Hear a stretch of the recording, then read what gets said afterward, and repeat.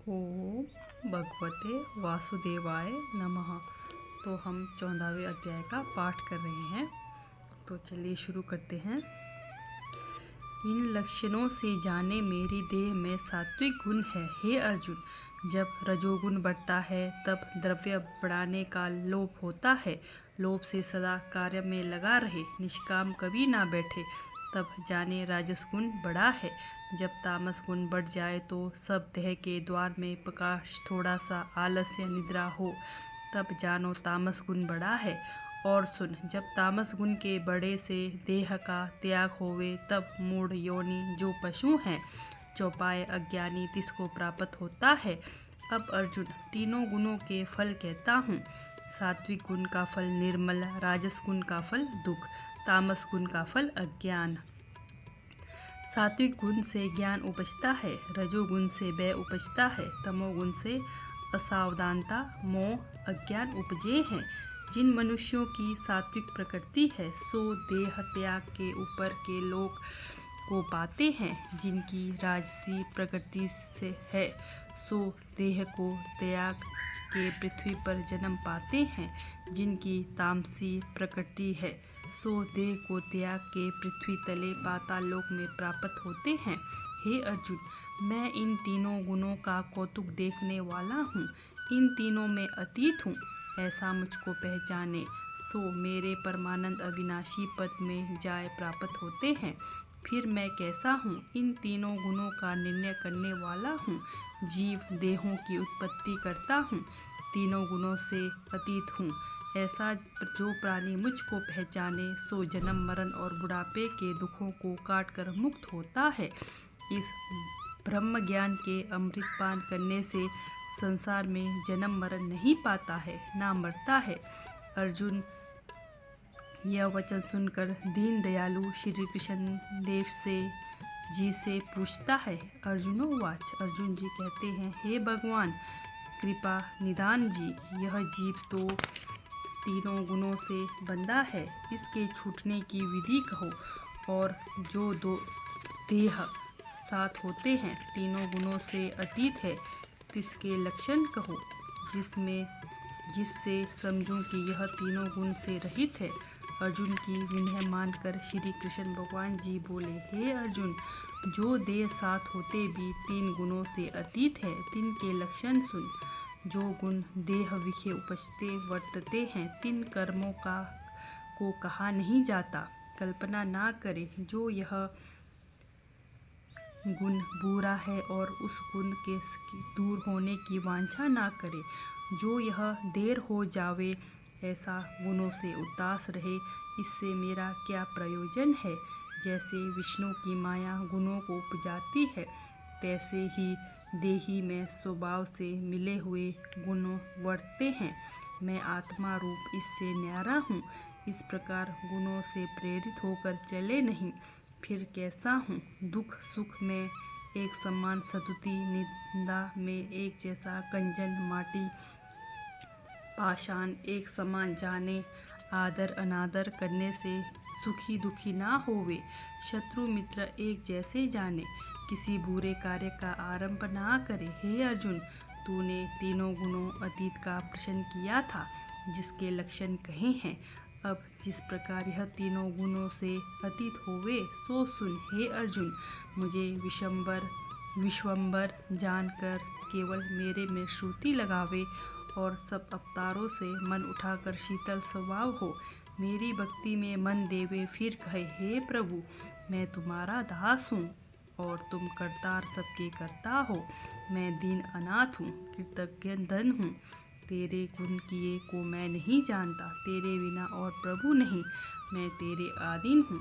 हम कार्य यंत्र में पड़े भ्रमते हैं, तू इस यंत्र का सूत्रधार है। हे देव, मैं तेरी शरण हूँ, तू सबका आश्रय है। हे अर्जुन, जो इस प्रकार मेरा दास होवे, केवल अवांछा हो के मेरी शरण आवे, सो इन तीनों गुणों से अतीत होता है।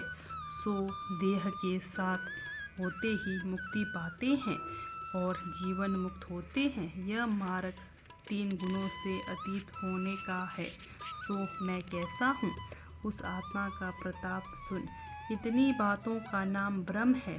एक तो ना यह सहारा विश्व जो है ब्रह्म रूप है। एक वेद शास्त्र यह सब शब्द ब्रह्म है। और मुक्ति का नाम भी ब्रह्म है। और मुक्ति धाम वैकुंठ का नाम भी ब्रह्म है। इस सब ब्रह्मा का मैं ही ठाकुर हूँ। इन सब की शोभा मैं ही हूँ। सो ब्रह्म कैसा हूँ? अविनाशी हूँ, ना मरता हूँ ना जन्मता हूँ। पुरातन सबके पहले धर्म रूप इन तीनों लोकों में बसने वाला और इनसे अतीत भी मैं हूँ। गुण ग्राह्य सुख का समुद्र परमानंद भगवान का सबसे प्यारा हूँ। श्री इति श्रीमद्भगवद्गीता सुपनिषत्सु ब्रह्म विद्या योग शास्त्रे श्री कृष्ण अर्जुने संवादे गुणालय विभाग योगो नाम 14वें अध्याय। तो 14वें अध्याय का पाठ समाप्त हुआ। तो अब हम 14वें अध्याय का महात्म्य करते हैं। अथ 14वें अध्याय का महात्म्य। श्री भगवानोवाच हे लक्ष्मी, उत्तर देश कश्मीर के सरस्वती क्षेत्र में एक पंडित विद्यमान रहता था। वहाँ के राजा का नाम सूर्यवर्मा था। संगलदीप के राजा के साथ उसकी प्रीति थी। एक समय उस राजा ने संगलदीप से बड़े जोहार मोती घोड़े बहुत कीमत के भेजे थे। तब कश्मीर के राजा ने मन में विचारा कि मैं क्या भेजूं। एक दिन अपने मंत्री से पूछा, हम क्या भेजें? मंत्री ने कहा, जो वस्तु वहाँ ना होवे सो भेजनी अच्छी है। राजा ने कहा, और तो सब वस्तु वहाँ है, एक शिकारी कुत्ते नहीं है, वह भेजो। सोने की जंजीरों के साथ बंधे हुए कुत्ते मखमलों के गधेले लगाकर टोलियों में बैठा संगलदीप में पहुँचाए। उन्हें देखकर राजा अति प्रसन्न हुआ। शिकारी कुत्ते यहाँ नहीं थे। वह मेरे मित्र ने बहुत भला किया। हम शिकार खेला करेंगे। कई दिन गुजरे। एक दिन राजा शिकार खेलने चला और भी शिकारी साथ चले। संगलदीप के राजा ने एक और राजा के साथ शर्त बांधी, जिसका कुत्ता शिकार मारे सो लेवे। सब राजाओं ने अपने अपने कुत्ते छोड़े। एक सस्सा निकला, उसके पीछे कुत्ते दौड़े। सस्सा दूर निकल गया और कुत्ते पीछे रहे। संगलदीप के राजा के कुत्ते ने सस्सा को पकड़ा। लोगों ने शोर किया, कुत्ता पीछे रह गया। सस्सा फिर भागा। कुत्ते के दांत सस्सा को लगे थे। रुधिर टपकता जाता था। सस्सा भागा जाता था और सब पीछे रह गए। जाते जाते वन में एक कच्चा तालाब पानी का भरा था। उसके तट पर कुटिया थी। वहाँ एक साधु रहता था। उस तालाब में सस्सा जा गिरा। कुत्ता भी पीछे जा पड़ा। इतने में राजा भी घोड़ा दौड़कर पहुँचा। क्या देखा, दोनों मरे पड़े हैं और देवदेही पाकर वैकुंठ को चले हैं। उन्होंने राजा को देखकर धन्यवाद किया। कहा है, हे राजन, तू धन्य है, तेरे प्रसाद से हमने देवदेही पाई। राजा ने पूछा, यह कैसे? उन दोनों ने कहा, हम नहीं जानते। इस जल को छूने से देवदेही मिली है। राजा ने कहा, धन्य मेरे भाग्य जो तुम्हारा उद्धार हुआ है। यह वैकुंठ को गए। राजा ने उस संत को नमस्कार करके पूछा, हे संत जी, यह वार्ता कहो। कौतुक मैंने आश्चर्यजनक देखा। सस्सा और श्वान उन दोनों का इस जल के स्पर्श करने से उद्धार हो गया। वह जल कैसा है? उस संत ने कहा, हे राजन, मेरा गुरु यहाँ रहता था। नित्य स्नान करने के गीता के 14वें अध्याय का पाठ किया करता था। मैं भी यहाँ स्नान करके गीता का पाठ करता हूँ। राजा ने कहा, धन्य हो संत जी, आपके प्रताप से ऐसी जूनों का उद्धार हुआ है। मेरे भी धन्य भाग्य है, आपका दर्शन हुआ है।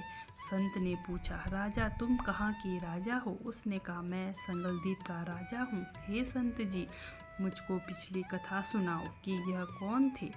उसने कहा, राजन, यह सस्सा पिछले जन्म में ब्राह्मण था। यह अपने जन्म में भ्रष्ट हुआ था। यह कुतिया उसकी स्त्री थी। इसने स्त्री को बहुत खिजाया। क्षत्रिय ने विष देकर मार दिया। जब दोनों मरकर यमलोक में गए तब धर्मराज ने हुक्म किया कि उसको सस्सा का जन्म देवो, इसको कुत्ते का जन्म देवो। तब इन दोनों ने पुकार की, महाराज हमारा उद्धार कब होगा? तब धर्मराज ने कहा, जब श्री गीता जी के 14वें अध्याय का पाठ करने वाले संतों के स्नान का जल स्पर्श होगा तब तुम्हारा उद्धार होगा। यह दोनों धर्मराज के वर से उद्धार हुए हैं। तब राजा नमस्कार करके अपने घर आया, अपने पंडित जी से नित्य प्रति गीता जी के 14वें अध्याय का पाठ सुनने लगा। नित्य प्रति सुनने से राजा का उद्धार हुआ, देह त्याग कर वैकुंठ को गया। श्री नारायण जी ने कहा, हे लक्ष्मी, यह 14वें अध्याय का महात्म्य है जो मैंने कहा तूने श्रवण किया है। तो हमारा 14वें अध्याय का महात्म्य समाप्त हो गया। ओम भगवते वासुदेवाय नमः।